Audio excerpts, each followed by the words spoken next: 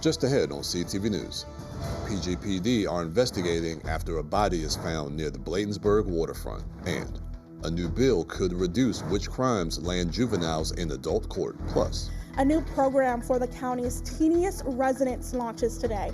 I'm Katara Jones. I'll tell you more about it coming up on CTV News. These stories and more on CTV News, starting now.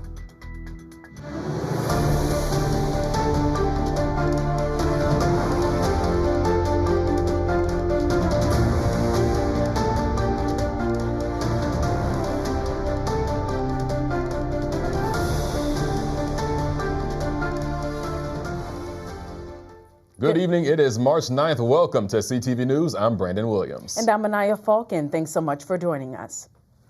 And topping our news tonight, the Prince George's Police Department is currently investigating a body that was pulled from the Anacostia River near the Bladensburg waterfront. Just before 5 p.m. Saturday, officers responded to the area after reports of a dead person in the water. The investigation is still in its early stages. Officials have not released the identity, and the cause of death has not yet been determined. CTV News will keep you updated as the story develops. And Prince George's County Police are also continuing to investigate hundreds of cases involving one fingerprint examiner. This comes after the police department found there were inconsistencies with 300 cases the examiner handled between 2021 and 2025. The department determined that 134 cases needed to be re-examined. Officials say the issue was with one examiner and that this was not a system-wide issue. During the re-examination, officials determined there were actually no erroneous identifications, but State's Attorney Tara Jackson says they still thought it was important to notify the defense attorneys.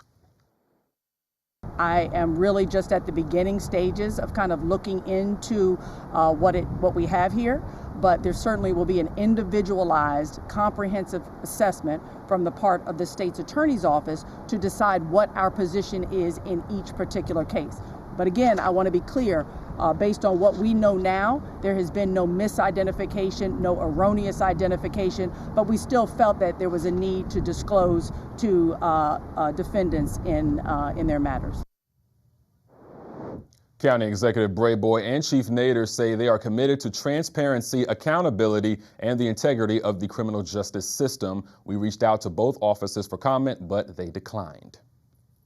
And the Maryland Senate has voted on a bill that will trim the number of crimes that could land juveniles in adult court. Lawmakers voted on Senate Bill 323 on Friday, and it will now head to the House, which has its own version of the bill. The vote on Friday puts the General Assembly a step closer to one of the most consequential youth justice reform bills in the state's history. And some local police departments continue to clash with Maryland banning 287G agreements. As we reported, Maryland prohibits 287G agreements between local police and federal immigration enforcement. However, Frederick County has had these agreements on the books since 2008 and removed them more than 1,800 people since the partnership started. Sheriff Chuck Jenkins of Frederick, who is in support of these agreements, says, quote, "We have the lowest crime rate in the region in part because of this program." It's the 10th day of the U.S.-Israeli conflict with Iran, and it continues to weigh on the minds of lawmakers. On Friday, we talked to Congressman Glenn Ivey to get his thoughts on the conflict happening over in Iran. He shared with us that he thinks troops should not be put on the ground and that the Trump administration needs to figure out the next steps sooner rather than later. To me, that's a hard red line. I think under no circumstances should we be putting troops on the ground in Iran, because that's how you turn this into definitely a long-term quagmire like we had with Iraq and Afghanistan. He doesn't seem to have any goals in place as far as, what's the end game? What do we want to get out of this? And that's important to have that, because that's how you know when to stop. That's how you know when you're done. But I don't know that they've really nailed those down yet. So making sure that whatever those are get figured out quickly and not getting us in any deeper into this than we have to, I think is critical. As of today, 7 U.S. service members have died since the war started, and gas prices have gone up by 17%. Energy bills continue to be a major concern for Marylanders, but the House and Senate leadership are still working out to figure out what a single energy package will look like. We're already halfway through the 2026 session. So far, one major energy bill has advanced. House Bill 1 is currently in the Senate. On Friday, Senate President Bill Ferguson said a comprehensive package for the session could be announced in the next week or two, differing energy bills and pending from the House and Senate leaders and the Moore administration. And after a massive sewage spill in the Potomac River, utilities are now figuring out who will pay for the repairs and cleanup. The failure of the Key sewer line in January spilled millions of gallons of untreated wastewater into the river, requiring emergency repairs that could cost nearly $20 million. Customers in Maryland and Virginia could see some of the costs show up on their water bills. Utility leaders say they are working to secure federal funds and fairly allocate costs as repairs continue. And lawmakers are taking up a bill this week that would change who appoints members to Maryland's Reparations Commission.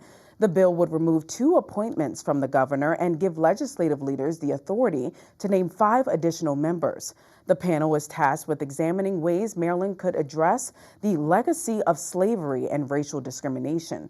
The commission now has about 2 years to study ways Maryland could address the reparations before making recommendations to state leaders. You're watching CTV News. I'm Brandon Williams. And I'm Anaya Falcon. Still to come. Today was an exciting day at Bowie State University as school officials made a major announcement. I'm Jonathan Hunter. I'll have those details coming up. Come on, move. Of course, there aren't any spots.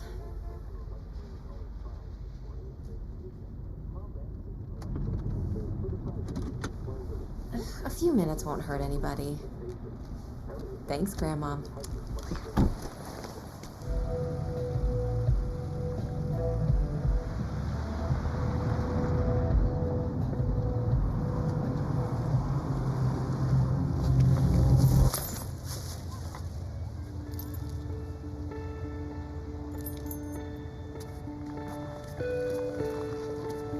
Paralyzed Veterans of America works tirelessly every day to create a more accessible America.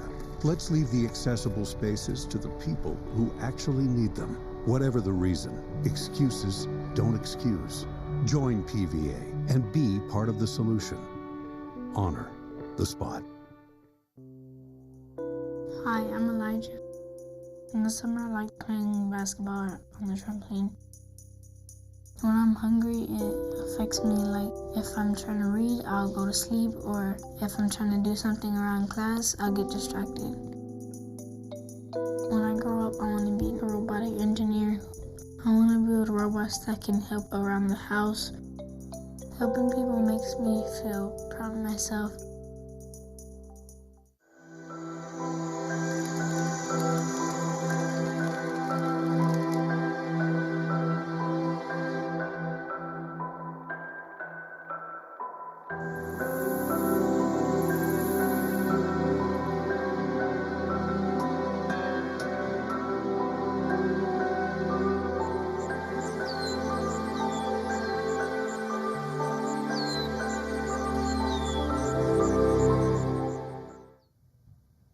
Welcome back. For children experiencing difficulty speaking, early intervention is key.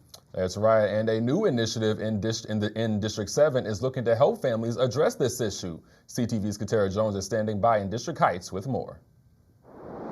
Tucked back in the Spalding Library is the Ready to Read Center, and now it will serve as a place where families can get early childhood educational support.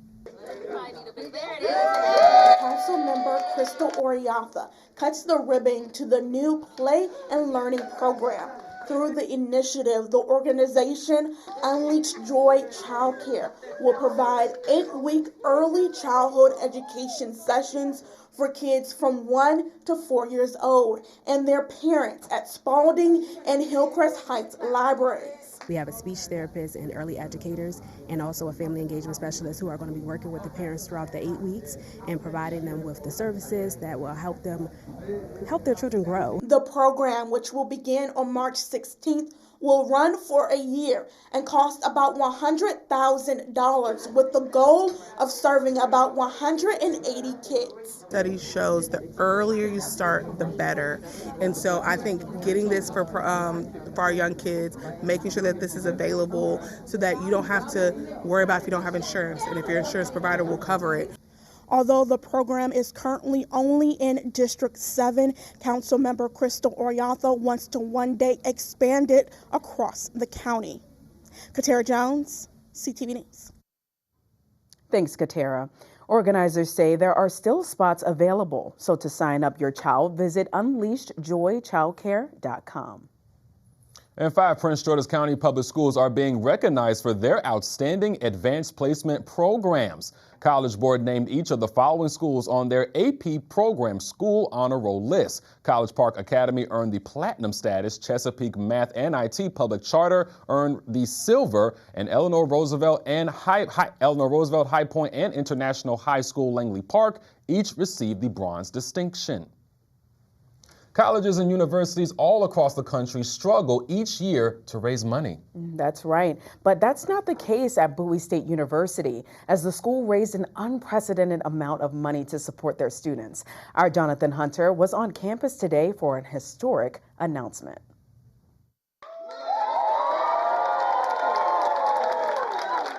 And that's the big number, $128.5 million. That's the amount of money Bowie State raised through its BSU Bold campaign. We've had partners come in from all over the country, from California, Indianapolis, and they've been here with us, supporting us. Dr. Amita Bro started the campaign in 2021 during COVID because she knew the school needed the funds.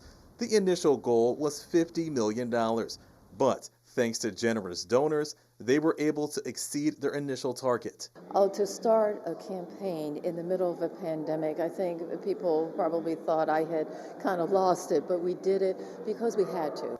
The money the school raised largely goes towards scholarships for students. Michelle Rice is a senior biology major and is a recipient of a few scholarships. She says if it wasn't for the money, she couldn't attend Bowie. Out-of-state students usually pay about $39,000 a year, and that's expensive for, people that come from low income background communities.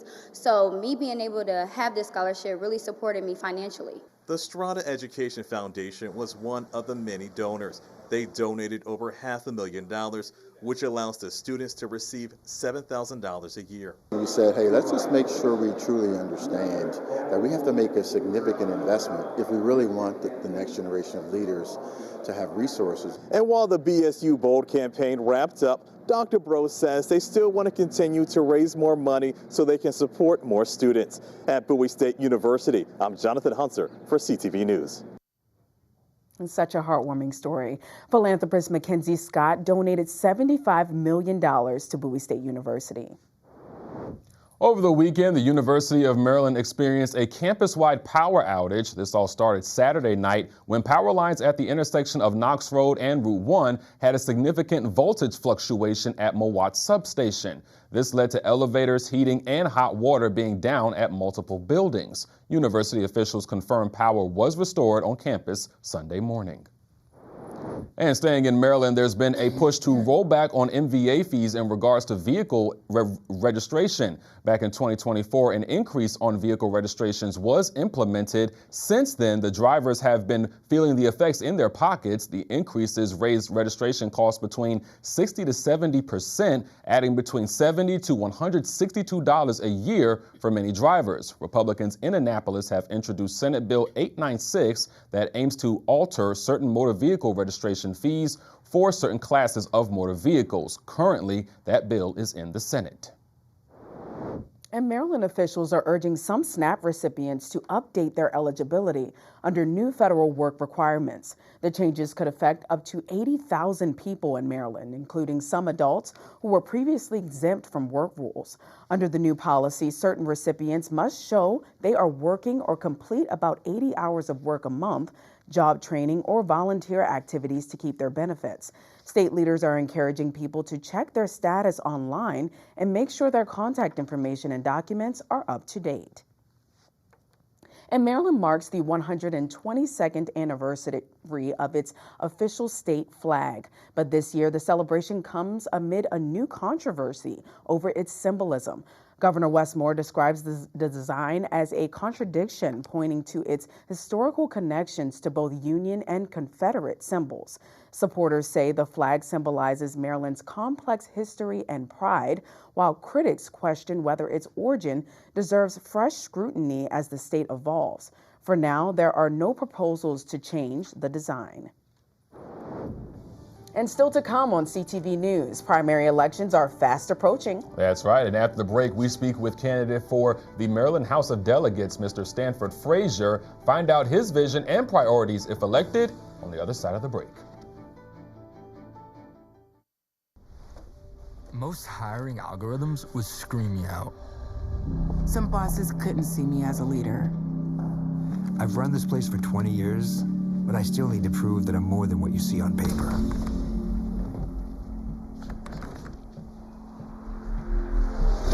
I've been running code as long as I've been able to reach a keyboard. This is what I do. It's second nature for me, coordinating 100 details at once. It's the way my mind works. I have a very mechanical brain. I sold them on my skills. You gotta be so good they can't ignore you. My magic is analytics and empathy. That's how I'm getting clients. You have to have the confidence in yourself to show up and defy the odds. I'm more than who I am on paper. I never got a college degree. And today, I'm the CEO of my own company. People want to tell me I'm one in a million, when actually I'm one of millions. Stars are all around us. It's time for them to shine.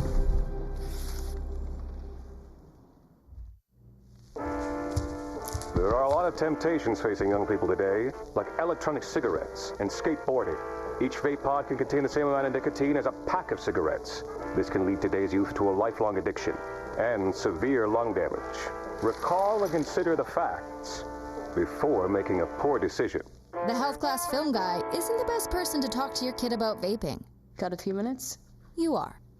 Start the conversation with your child about vaping today. Hi. I'm your retirement fear. But don't be scared. You're still in pre-retirement. Does that mean I have more time to plan? Precisely. Here, this is pretirement.org. Retirement savings options? Potential tax breaks. Ooh. This isn't scary. I'm doing it. You got this. Visit thisispretirement.org for free resources to help you customize your action plan.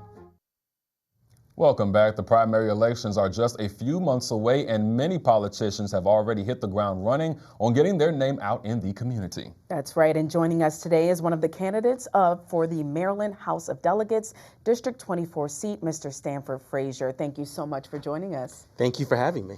So jumping right in, why are you running for this seat? I'm running for this seat for a lot of reasons, but right now, out of the people that were elected in 2022, only 1 out of the 3 individuals are running for re-election. Senator Benson, who'd been the state senator in District 24 for over 30 years, is also retiring. So it's going to be new leadership, right? No matter who's elected this election. And as a public defender, as a mentor through 100 Black Men, as a legal volunteer through community legal services, I interact with people every day struggling with housing, struggling with rising utility costs, not being able to afford groceries, and I think I could be part of the solution. The seat that you're running for includes covering neighborhoods like Sea Pleasant, Springdale, and Lake Arbor, which is right across the street from us. What are you hearing from some of the residents in terms of the issues that they are facing? Yeah, so we're hearing a lot of people who have concerns with the utility bills, right? Rising costs, and as someone who lives in this district, my Pepco bills are going up as well. And I want to address some of those issues just nationally in America. Almost 70% of our electrical lines are over 25 years old. So now we're putting in dollars to repair that, but that's causing higher bills, and we need to fix that. And as a public defender in the county, public safety is one of your main goals and key priorities. So how do you plan to really put that into action? One of the big things I want to introduce is as a public defender, you listen to a lot of 911 calls. And some of them, something very serious is happening. And sometimes you hear, this person is outside sleeping on the ground. I think for those nonviolent calls of service, we can send maybe a nurse, a social worker, and then focus our police resources to the most violent calls. If you are elected, what are some of the first pieces of legislation that you would like to push through the General Assembly? Well, one of the big things I want to push through the General Assembly is protecting the blueprint for Maryland, for Maryland schools, as well as closing some corporate tax loopholes. If you register as LLCs or certain S-type corps, you can avoid paying state and federal taxes, and that's causing the higher tax burden on us residents. And housing affordability is a major issue. So what policies would you support to help tackle that issue? Yeah, what we're seeing right now is that there's been some research across the country. Places like New Rochelle, New York, and Austin, Texas have been able to lower housing costs by targeting increasing the supply. We have a lot of metro stations here in District 24, and we need to actually have transit-oriented development there, which can do two things. One, increase the housing supply to lower costs, but two, boost our economy. What changes would you push to not only the state level, but to the local level as well? Well, one of the things I want is more transparency and accountability in government and how we're appointing certain positions, as well as, speaking of the Blue Line corridor, we've been talking about creating a connector trail, a bike lane going through all the 4 metro stations in the Blue Line. I want to push that over the edge and finally get it done. All right, and you say that a vote for you means a vote for accountability, transparency, and a career public servant. So how do you plan to do this? You know, I think to really explain that, I got to tell some of my background. I went to a fancy law school. I went to Harvard, and a lot of my classmates, they joined law firms with 500, 1,000 plus lawyers. Their starting salary was $180,000 a year, and my starting salary at the public defender's office was $60,000 a year. That was 10 years ago. I've given up over $1 million to serve the people of Prince George's County, and that's why you can trust me to continue serving you in Annapolis. And how can Maryland be sure that Prince George's County gets an equal share of the economic investment that we're seeing in other neighboring counties? No, that's really important. I think, unfortunately, right, we're seeing with the disastrous Trump administration a cut of federal jobs, which has really impacted the area. At the same time, we have some crown jewels like our metro stations, right? We have some new sites open up, like the Landover Mall, like the now vacant Six Flags site, and we need to have smart plans to revitalize those areas. Okay, and you currently have 6 other candidates that will be running against you. So what makes you stand out? As I stated before, I've been a career public servant. I serve people on the weekends by mentoring. I serve people every single day in the courtroom that don't have a lot of people fighting for themselves. And then I use my free time to work for free, as I've been doing work with community legal services and helping expunge records. I think my record speaks for itself. All right, Mr. Frazier, it's been a pleasure speaking with you. Thank you so much for joining us. It's been a pleasure to be here. Thank you.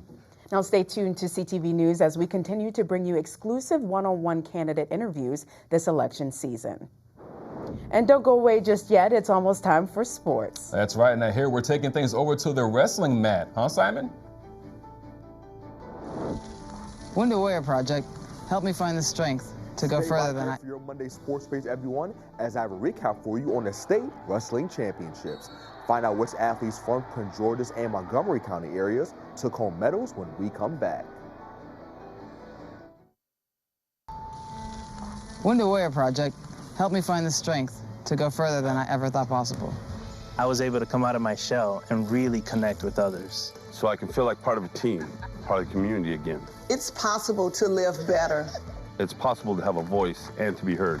To feel understood. To find peace.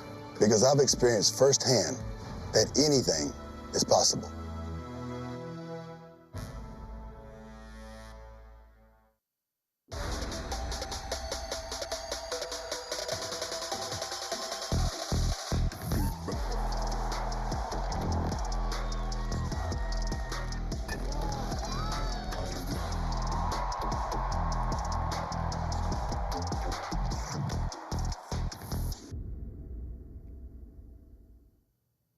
All right, sports fans, I have a packed segment for you all today. Let's get into it. Now, first up, wrestling fans, listen up, because an exciting and high-stakes event took place over the weekend that you'll want to see. Now, schools from all over Maryland gathered at the Showplace Arena this past Saturday for the state wrestling championships. Now, some local athletes and wrestlers from Prince George's and Montgomery County showed up and showed out, winning state championships for their schools. And they told me how it felt for them to be able to take home that first-place medal. Honestly, it feels really nice. After getting second in my freshman year, I wanted to do anything I can to win the West and East state championships. Make sure that I was able to dominate my season each year. I think it felt good. It didn't feel as good as I thought it would feel, because I I didn't have a dominant match, but I'm proud of myself, and I know I accomplished something great that will live with me, and it'll be in the books forever. I can't even explain them. I just made history in my school, so it feels amazing. I knew I was going to win the whole thing. All I was worried about was getting my get back on that kid, and I did it. I was in shock. I worked so hard to get here, and I'm just glad I was able to get it done. I've been working on my armbar, which has got me a pin in every single round this tournament, and I wanted to perfect that so that I had that in my pocket to use. I felt great. I could join two of my other teammates on the podium. It feels great, you know, all my hard work coming to fruition. Congratulations to all the athletes on your state championship win. Meantime, the high school basketball playoffs continued over the weekend. On the boys' side, Fairmont Heights lost a close game to Southern High School, 54-52. CMIT North got one step closer to a state championship after taking down Lake Clifton, 87-84. And finally, Flowers crushed Broadneck, 74-54. Moving on to the girls, Federal Douglas got blown out by Glenelg, 63-39. Eleanor Roosevelt's season came to a close after losing to Walt Whitman, 46-38. And finally, Flowers kept their season alive after taking care of business against Clarksburg, beating the Lady Coyotes 42-38. In other news, the Baltimore Ravens made headlines over the weekend as the Purple and Black have acquired defensive end Max Crosby via trade. Baltimore sent a 2026 and 2027 first-round pick to the Las Vegas Raiders in exchange for the five-time Pro Bowler. Crosby will certainly look to help out the Ravens' pass rush attack, as since 2019, Crosby has recorded 69.5 sacks, which is the sixth most in the league during that time span. And wrapping up sports, the Washington Capitals fell to the Boston Bruins 3-1 this past Saturday. The Caps will try to get back in the win column in their game against the Calgary Flames tonight at 7 o'clock. And that wraps up your Monday sports page. Simon Bucks, CTV Sports. All right, thank you, Simon. Now let's take a look at our 3-day weather forecast. Tonight will be mostly clear with calm winds. Tomorrow, break out the short sleeves because it's going to be nice and sunny with a high of 77. Wednesday, it'll be partly sunny with a high of 78, but we have a chance of rain after 2 p.m. Thursday, we have a 70% chance of rain and snow. Look out. We'll have a high of 55 and a low of 33. And for our community calendar, tomorrow the South Bowie branch of the library is hosting a screening of Hidden Figures for Women's History Month. The film, inspired by a true story, details 3 African-American females who play a vital role in astronaut John Glenn's launch into orbit while dealing with racial and gender discrimination. There will be a discussion after the film, and the screening takes place from 1 to 3:30 p.m. So for more information, just contact the branch at 301-850-0475.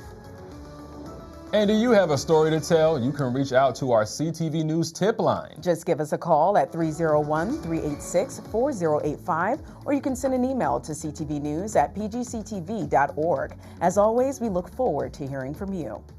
Our time is up, and we thank you for yours. Thank you guys so much for joining us today on CTV News. We'll see you again tomorrow. Have a good night.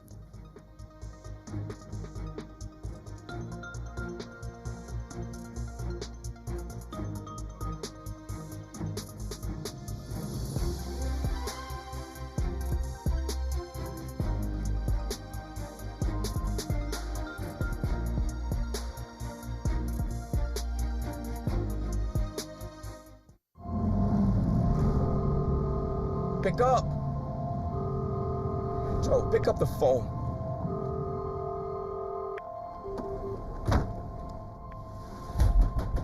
Open up, man.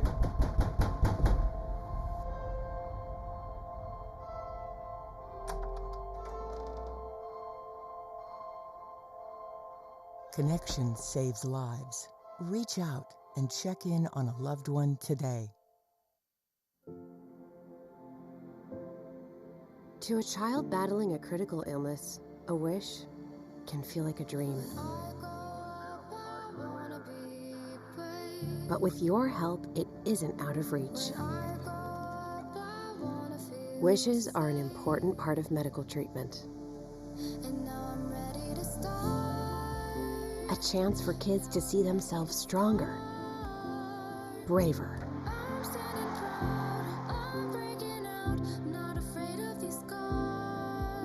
to see that the impossible is possible. Wishes can give kids the strength to fight, to get better, to grow up. Where there